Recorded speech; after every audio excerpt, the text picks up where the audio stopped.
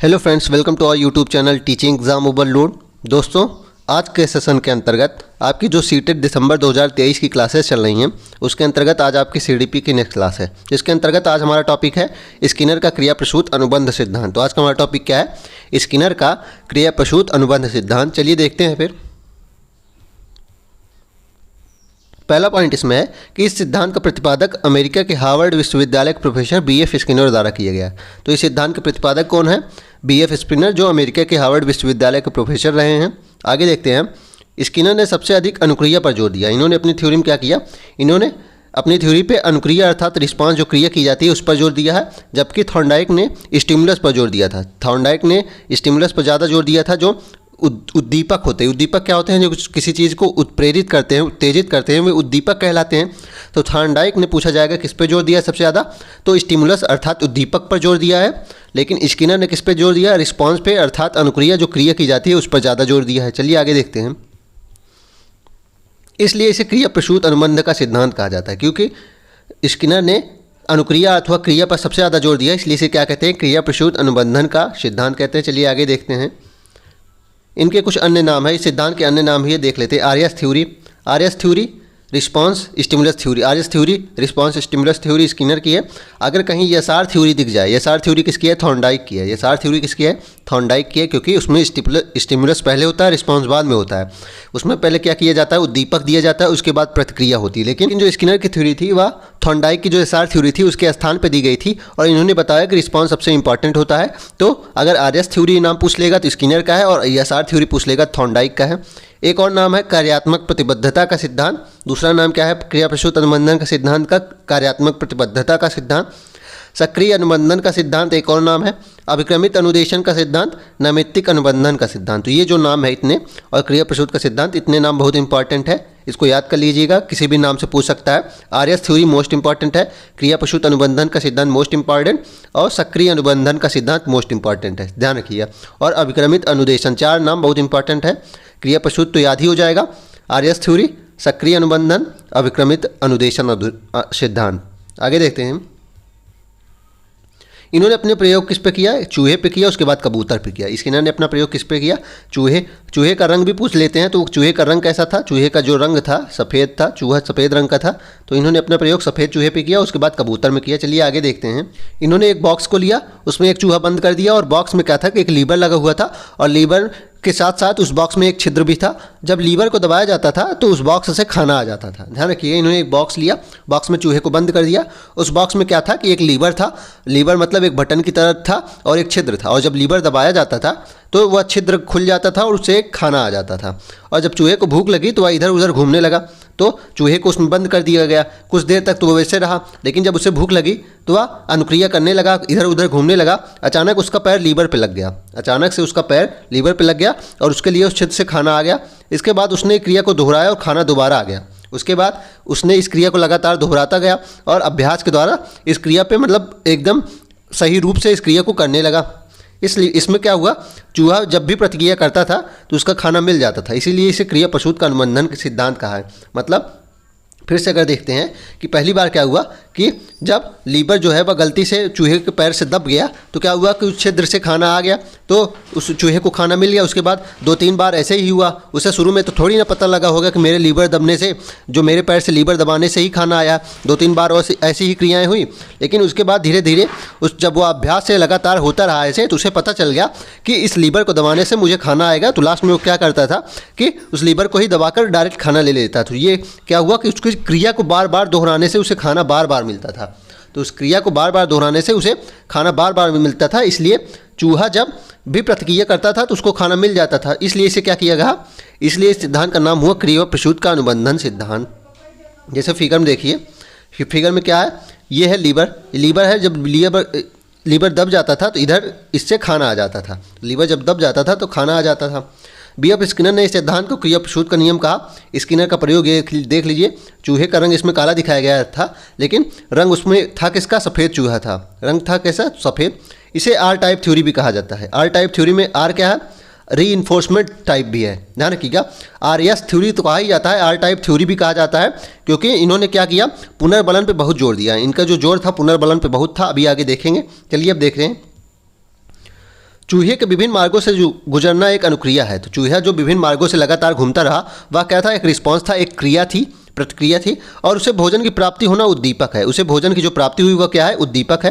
तो चूहे का जो है वह विभिन्न मार्ग पर गुजरना क्या है, क्रिया है, रिस्पॉन्स है, और भोजन की प्राप्ति जो हुई वह स्टिमुलेट अथवा उद्दीपक है। उद्दीपक चलिए देख लेते हैं पहले। उद्दीपक होता क्या है, उद्दीपक जो किसी कार्य को उत्तेजित कर देता है, उत्प्रेरित कर देता है। किसी कार्य को करने के लिए जब आप उत्तेजित हो जाते हैं, उत्प्रेरित हो जाते हैं, तो वह जो उत्तेजित उत्प्रेरित करने वाले जो कारक होते हैं वे उद्दीपक कहलाते हैं। जैसे इसमें देखिए कि जब आपको खाना मिला तो आप क्या किए, उस कार्य को करने के लिए और ज़्यादा उत्सुक हो गए ना, तो इसमें क्या हुआ, भोजन जो है वह उत्तेजनक काम कर रहा है, आपको उत्तेजित कर रहा है, तो यही हो जाएगा उद्दीपक इसमें। तो इसमें क्या था कि अनुक्रिया क्या था, विभिन्न मार्गों से गुजरना और भोजन की प्राप्ति स्टिमुलेट अथवा उद्दीपक कहलाई, इसलिए इसे अनुक्रिया उद्दीपक सिद्धांत या फिर रिस्पॉन्स स्टिमुलस थ्योरी और आरएस थ्योरी इसे कहा गया। इसे क्या कहा गया, आरएस थ्योरी कहा गया। आगे देखते हैं।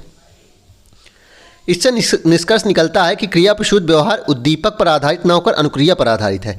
तो इसमें क्या जो ये प्रभाव था वह क्या, ये जो क्रिया हुई, यह जो थ्योरी है क्या वह स्टिमुलस पर आधारित है, नहीं, वो इस पर आधारित तो उसकी अनुक्रिया पर आधारित ना। जब उसने रिस्पांस किया तब जाके उसे भोजन मिला, ना कि उससे पहले उद्दीपक मिला उसके बाद प्रतिक्रिया किया। तो यही थॉर्नडाइक ने क्या बताया था कि पहले उसमें उद्दीपक उसको दिया जाता है, उसके बाद वह प्रतिक्रिया करना शुरू करता है। लेकिन इन्होंने क्या किया, इनके थ्योरी में क्या निष्कर्ष निकलता है, जो क्रिया प्रसूत व्यवहार होता है वह उद्दीपक पर आधारित नहीं होता है। पहले अनुक्रिया की जाती है, उसके बाद उद्दीपक मिलता है। पहले अनुक्रिया होती थी, इसलिए अनुक्रिया पर आधारित होता है। मोस्ट इंपॉर्टेंट पॉइंट है, इसको नोट कर लीजिएगा। आगे देखते हैं।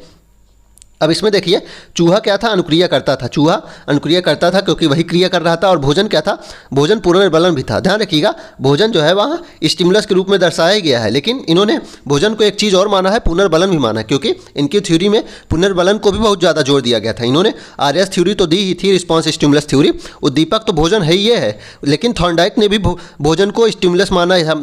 थॉर्नडाइक ने भी जो अपना प्रयोग किया था बिल्ली और मछली पर, उसमें भी उन्होंने क्या माना था, मछली को उद्दीपक ही माना था। लेकिन इन्होंने उद्दीपक तो माना ही भोजन को, साथ ही इसे पुनर्बलन भी माना। पुनर्बलन क्या होता है आगे देखेंगे अभी, लेकिन इन्होंने क्या माना ना, भोजन को पुनर्बलन भी माना। ध्यान रखिएगा। तो प्रश्न बनता है कि पुनर्बलन पर जोर किस थ्योरी में दिया गया है, तो वह क्रिया प्रसूत सिद्धांत पर दिया गया है, जो स्किनर के द्वारा दी गई। तो प्रश्न पूछा जाता है कि पुनर्बलन पर जोर किस थ्योरी में दिया गया है, तो वह क्रिया प्रसूत सिद्धांत या फिर आरएस थ्योरी या फिर रिस्पॉन्स स्टिमुलस थ्योरी, इन सब थ्योरियों पर दिया गया है। इन थ्योरी के एक ही नाम है, और इसके देने वाले कौन है, इस थ्योरी को कौन दिया था, स्किनर ने दिया था। ध्यान रखिएगा। आगे देखते हैं। पुनर्बलन देखिए दो प्रकार का होता है, नकारात्मक और सकारात्मक। अभी इसको आगे डीप रूप में देखेंगे आप। प्राणी को यदि सकारात्मक पुनर्बलन दिया जाए तो प्राणी क्रिया को दोहराता है। तो अगर आप आप अपने बच्चे को ही अगर कोई कार्य कर रहा है, आप उस बच्चे को शाबाशी देंगे तो वह उस कार्य करने के लिए और ज़्यादा उत्सुक होगा ना। अगर वह कार्य किया, आप उसे मार देंगे तो क्या होगा कि उसका मनोबल टूट जाएगा, तो वह उस कार्य करने के लिए कभी नहीं आगे आएगा। तो इसलिए आप सकारात्मक पुनर्बलन जितना देंगे, वह प्राणी उस कार्य को करने के लिए उतना ज़्यादा क्रिया दोहराएगा। आगे देखते हैं। अब पुनर्बलन होता क्या है, चलिए देख लेते हैं। मैं बता रहा था ना, कभी डीप में इसको देखेंगे हम लोग। तो पुनर्बलन या फिर रीइंफोर्समेंट देखते हैं। जिस उद्दीपक को देने से अनुक्रिया करने की संभावना बढ़ जाती है, उसे पुनर्बलन कहते हैं। तो जिस उद्दीपक क्या होता है, मैंने बताया कि जो उत्प्रेरित करने वाले या उत्तेजित करने वाले कारक होते हैं, तो जिस उत्तेजित करने वाले कारक को देने से अनुक्रिया करने की संभावना ज़्यादा बढ़ती है, उसे ही पुनर्बलन कहा जाता है। जैसे पेपर पास करने पर पेरेंट्स द्वारा साइकिल या मोबाइल देना। अगर आप मान लीजिए आपके परिवार में कोई बच्चा है, अगर उसके पेरेंट्स कह देते हैं आप ये बोर्ड का एग्ज़ाम क्लियर कर लेंगे तो आपको साइकिल मिलेगी या मोबाइल मिलेगी, तो वह उस कार्य करने के लिए और ज़्यादा उत्सुक हो जाता है ना। तो इसमें यही बताया गया है कि ये उद्दीपक का काम कर देगा। तो जो बाइक है या मोबाइल है वो क्या करेगा, उद्दीपक को काम करेगा, और इससे क्या होगा कि अनुक्रिया करने की संभावना ज़्यादा अधिक हो जाएगी। इसलिए ये पुनर्बलन कहलाता है। अब पुनर्बलन के प्रकार देख लेते हैं।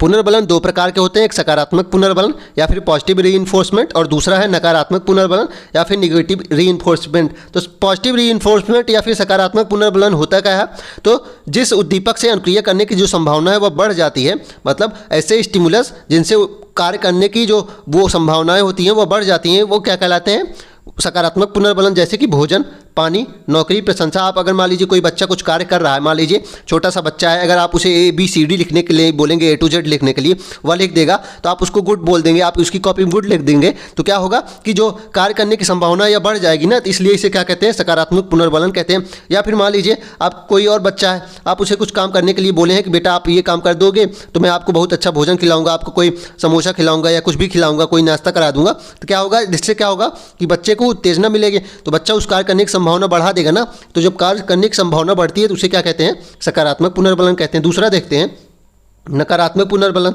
इसमें क्या होता है कि जो जिस उद्दीपक से कार्य करने की संभावना घट जाती है उसे क्या कहते हैं, नकारात्मक पुनर्बलन। जैसे कि कोई बच्चा A to Z लिख रहा है, अगर उस पहली बार ही लिख रहा है तो वह गलती तो करेगा ही। अगर आप पहली बार में वह लिख रहा है, उसे आप दंड दे देंगे, उसे मना कर देंगे या डांट देंगे तो क्या करेगा, उसका मनोबल टूट जाएगा ना, वह दोबारा इस कार्य को करने से डरेगा। अगर कोई कार्य कर रहा है, पहली बार में ही आप उसे डांट देंगे, मार देंगे कि आपको ऐसा नहीं करना चाहिए था, तो वह दोबारा उस कार्य को करने से डरेगा ना। तो जिस कार्य को करने से, जिस उद्दीपक से क्या होता है कि अनुक्रिया करने की संभावना घट जाती है, उसे क्या कहते हैं, नकारात्मक पुनर्बलन कहते हैं। आगे देखते हैं।